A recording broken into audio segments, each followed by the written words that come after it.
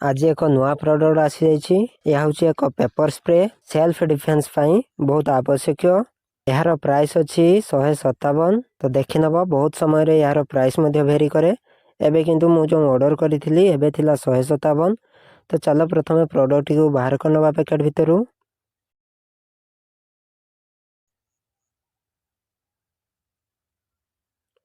तो प्रथमे यार बिल तापर आसिला हमर मेन प्रोडक्ट टी। यह सिरोना कंपनी रो एम्पावर डिफेंस स्प्रे प्रोडक्ट रो साइड रे यार इफेक्ट अर्थात यार प्रभाव विषय रे लिखा जाइछि। राइट साइड रे यार किछि डिटेल्स दिया जाइछि। मेन प्रोडक्ट को बाहर करनबा। तो ये आसिला हमर मेन प्रोडक्ट टी बहुत छोटो सिंगल हैंड यूज करिया पई कंफर्टेबल मध्य। यह मात्र 50 ml रो स्प्रे टी। तो यह स्प्रे केमती करा जिवो।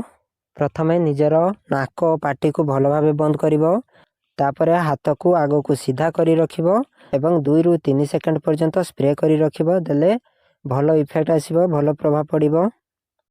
टेप रो कोट एई भली दिया जाइछि जे जणे न देखि मध्य भलो भाबे जानि परिबो जे कोउ पटु स्प्रे होउछि बोली। आराम से सामना को स्प्रे करी हबो। एते कंपैक्ट जे गोटे हाथ रे पापुली मध्ये आराम से आसी जाउछि। कैरी करिया पई मध्ये किछि असुविधा नाही। थरे जनक आखि को स्प्रे कले 45 मिनट पर्यंत से ठीक भावे आखि को खोली पारिबनी। 45 मिनट जगह जदि 15 मिनट भी ठीक भावे काम करे तो निजको हेल्प मागिया पई बहुत टाइम मिली जिवो।